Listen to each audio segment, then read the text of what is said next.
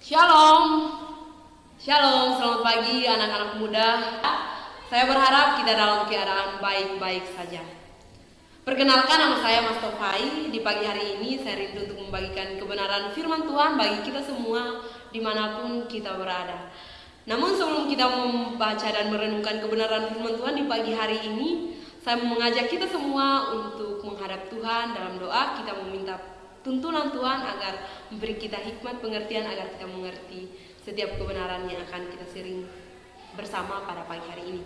Oke, mari kita satu hati dalam doa, kita berdoa. Bapa, kami mengucap syukur untuk kebaikan-Mu dalam hidup kami, di mana Engkau masih memberikan kami kesempatan untuk ada sebagaimana kami ada. Semua ini bukan karena kuat dan hebat kami sehingga kami masih kuat sampai saat ini, tetapi semua ini semata-mata karena anugerah-Mu, Bapa. Terima kasih untuk penyertaan-Mu. Sekarang tibalah saatnya kami akan membaca dan merenungkan kebenaran firman-Mu. Mari Engkau memberkati kami semua ya Bapa.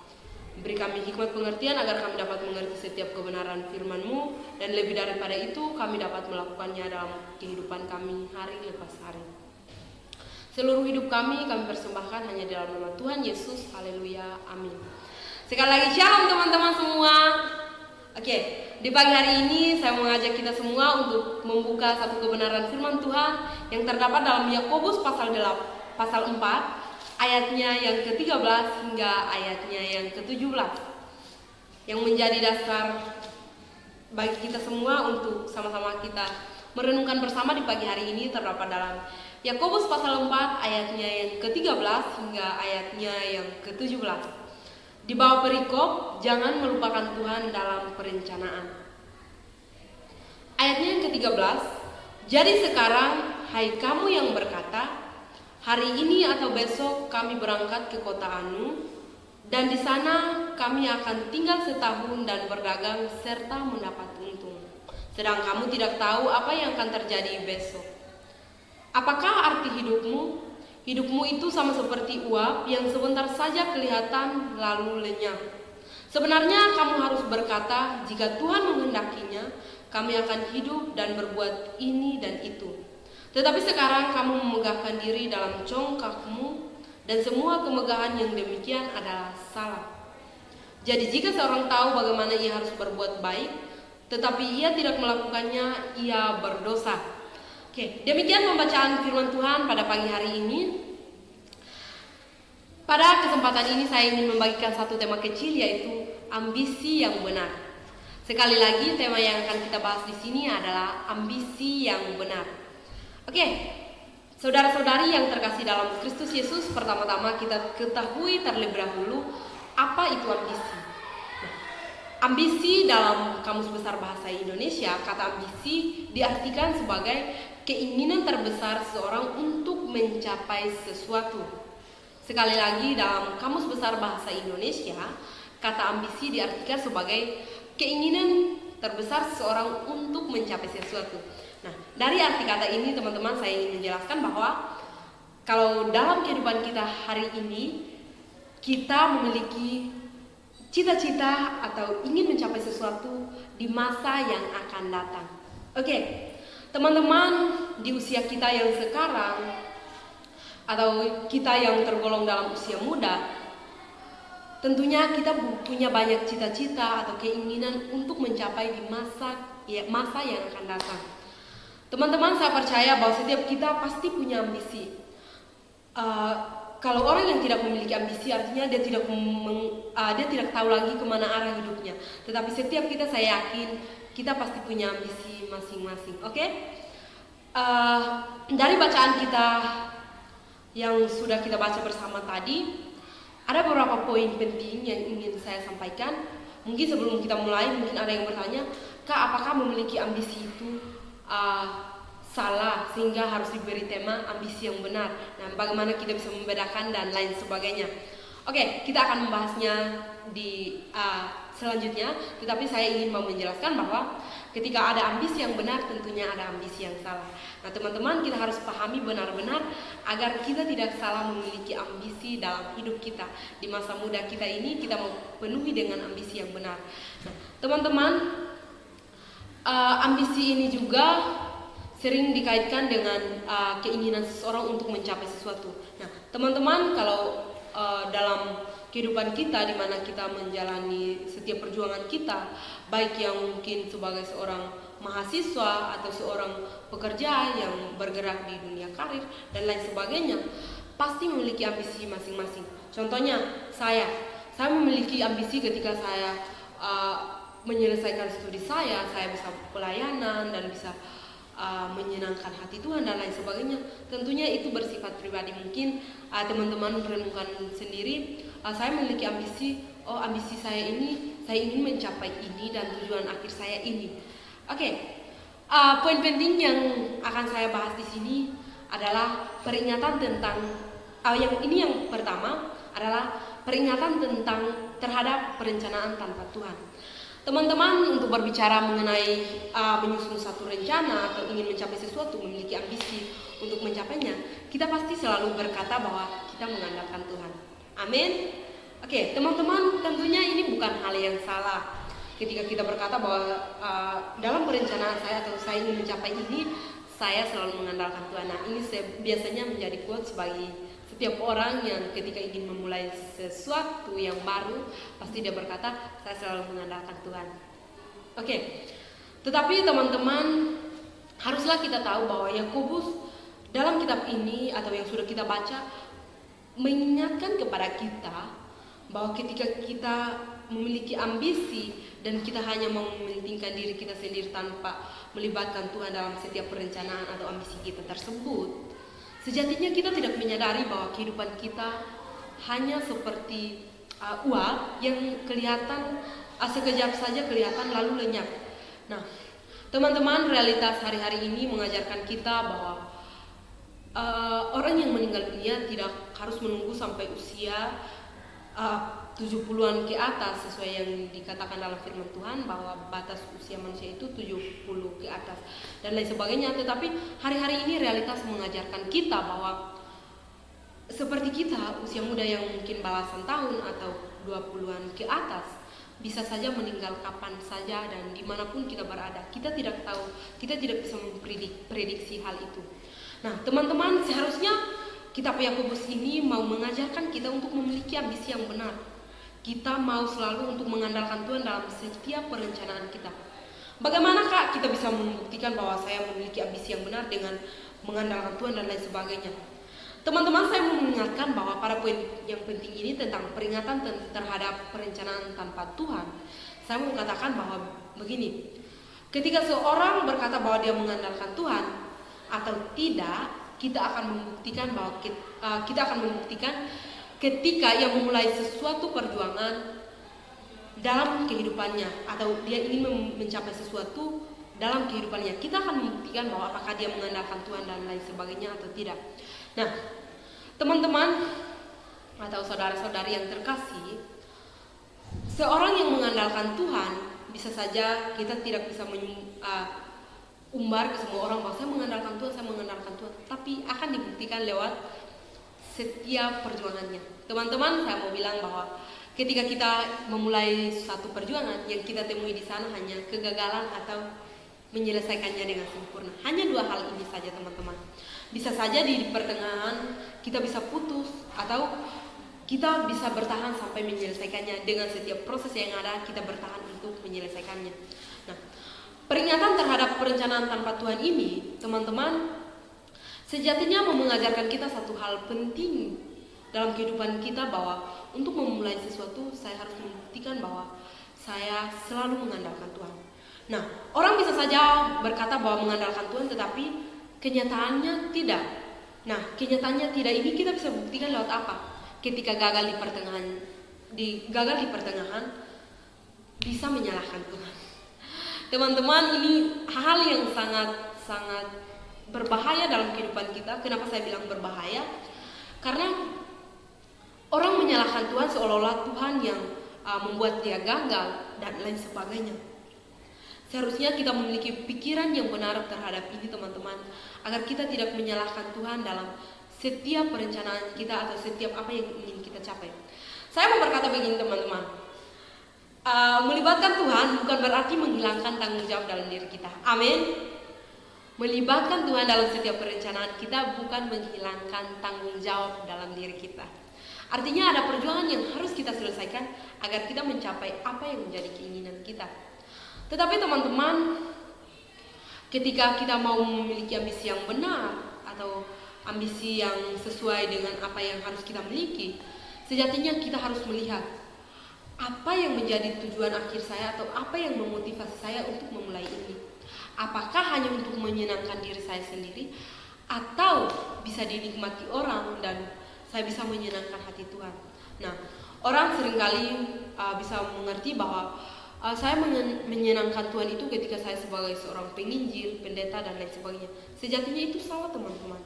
Ini hal yang harus kita perhatikan bahwa melibatkan Tuhan itu dalam apapun yang kita mau kerjakan, apapun yang ingin kita mulai. Bukan hanya saja mungkin ingin bekerja di salah satu perusahaan dan lain sebagainya baru melibatkan Tuhan. Tidak teman-teman. Tetapi Yakobus ini mau mengingatkan kita, poin yang kedua itu adalah melibatkan Tuhan dalam setiap rencana kita.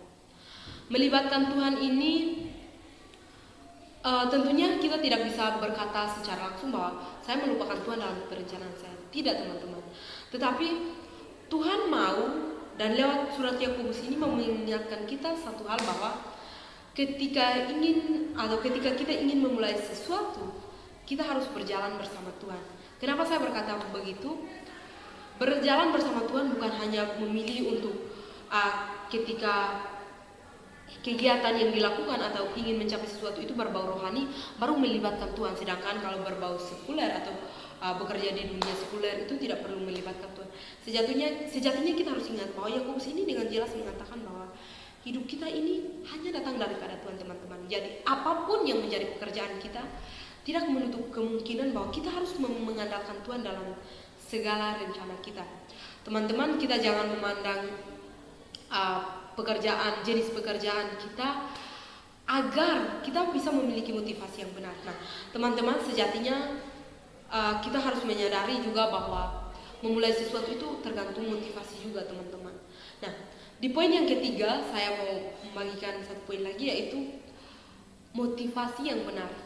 Sebagai seorang karyawan atau sebagai seorang mahasiswa yang memiliki tujuan akhir ingin melayani baik di gereja maupun di sekolah, kita perlu untuk memetakan apa motivasi kita di sana agar kita tidak salah. Nah, teman-teman, memiliki motivasi yang salah bisa saja mendorong kita untuk menyombongkan diri terhadap Tuhan, karena seolah-olah kita merasa diri bisa dan menganggap Tuhan itu siapa sih? Nah, ini biasanya ditandai dengan kita saling membutuhkan atau memerlukan orang-orang di sekitar kita dan lain sebagainya. Nah, biasanya kalau kita merasa diri membutuhkan seseorang, pasti kita selalu menghormatinya. Amin. Nah, teman-teman, ini kontras dengan kehidupan kita di mana kita membutuhkan Tuhan, teman-teman. Kalau untuk memulai satu perjuangan kita memerlukan teman, sahabat kita atau orang tua kita yang menjadi support system kita untuk memulai itu. Lebih dari itu kita memerlukan Tuhan. Nah, teman-teman, dari kita memerlukan Tuhan ini membawa kita untuk menyadari bahwa hidup saya ini hanya untuk Tuhan, bukan untuk yang lain. Nah, dan akhirnya kita merasa diri membutuhkan Tuhan sehingga kita bisa menghormati Tuhan. Teman-teman, kalau kita bisa dalam segala sesuatu dan kita merasa diri tidak membutuhkan Tuhan, akan membuat diri kita sombong, teman-teman. Percayakan hal itu, bahwa kita bisa saja sombong bahwa saya tidak memerlukan Tuhan dan lain sebagainya. Nah, teman-teman, kita menjaga agar hal ini tidak terjadi dalam hidup kita. Kita memiliki motivasi yang benar agar ambisi yang ada dalam diri kita atau keinginan untuk mencapai sesuatu dalam diri kita itu benar. Jangan salah, teman-teman. Nah, untuk memiliki ambisi yang benar ini juga perlu untuk kita memiliki hubungan dengan Tuhan. Tidak bisa kita berjalan sendiri tapi kita bilang kita melibatkan Tuhan. Salah, teman-teman, kalau kita memiliki pikiran yang sama seperti itu. Nah, mengandalkan Tuhan ini saya mau mengingatkan kepada teman-teman sekali lagi, poin yang paling penting di pembahasan kita selanjutnya adalah tanggung jawab untuk melakukan yang baik. Nah, di ayat yang terakhir ini mengingatkan kita untuk melihat apa yang baik yang harus kita lakukan dan apa yang tidak baik yang harus kita tinggalkan. Karena kalau kita tahu mana yang baik dan kita tidak melakukannya, kita berdosa. kita melenceng dari hadapan Tuhan. Nah, teman-teman, kalau berbicara berdosa ini orang sering kaitkan bahwa itu hanya orang-orang yang belajar mungkin berteologi atau orang-orang yang belajar di lingkup teologi. Tapi sejatinya semua sama, teman-teman. Sebenarnya ini tidak membedakan apapun itu pekerjaan kita, baik sebagai seorang guru di luar sekolah Kristen, mungkin di sekolah negeri yang tidak terlalu kita dengan agama, itu pun kita harus menghadirkan Tuhan di sana. Nah, teman-teman, ini dimulainya dari motivasi hati yang benar. Jangan sampai kita pelayan sebagai seorang pelayan, kita juga sebagai seorang pelayan yang berkata bahwa kita melayani Tuhan, tetapi bisa saja di sana kita memiliki motivasi yang salah, di mana kita melayani hanya mau dihormati, kita melayani hanya mau untuk dilihat orang, atau kita mengajar supaya orang melihat, oh anak ini hebat, oh Mas Toh kamu ini hebat, dan lain sebagainya. Sejatinya itu salah, teman-teman. Jangan pernah kita memiliki motivasi yang demikian. Jangan merasa diri kita bisa, yang akhirnya membawa kita kepada kecelakaan untuk selama-lamanya. Teman-teman, kita harus tahu bahwa ketika kita memulai sesuatu dan ingin mencapainya, orang lain di sekitar kita harus merasakan itu. Jangan sampai motivasi kita salah dan akhirnya kita hanya hidup hanya untuk memenuhi pribadi kita. Nah, teman-teman, kalau kita tahu bahwa tujuan hidup kita ini apa sih, yang akhirnya kita harus meninggal dunia, mungkin yang kita harapkan juga tidak sesuai dengan realitas yang ada dalam diri kita atau yang kita temui dalam dunia kita hari-hari ini.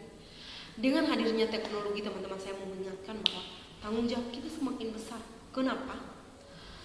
Kita dengan hadirnya teknologi ini membawa kita agar kita semakin jauh dari Tuhan, teman-teman. Teman-teman percaya atau tidak, kita tidak lagi memiliki hubungan yang harmoni dengan Tuhan. Karena apa? Kita menikmati dunia kita masing-masing. Nah, teman-teman, di renungan ini saya mau mengingatkan kita bahwa yang pertama, kita harus memiliki hubungan pribadi dengan Tuhan, yaitu melalui doa.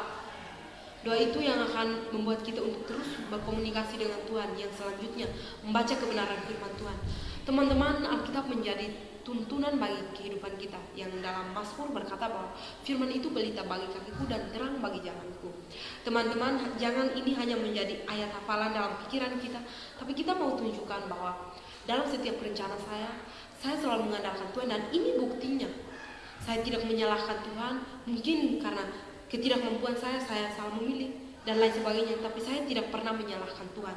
Nah, teman-teman, tadi saya sudah jelaskan tentang poin tanggung jawab yang harus kita lakukan, atau poin di mana tanggung jawab untuk melakukan yang baik.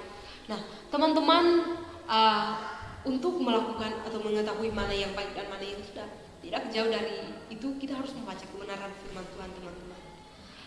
Kalau kita berkata bahwa dengan akal kita atau pikiran kita, pengetahuan kita bisa menjalani kehidupan kita, sejatinya kita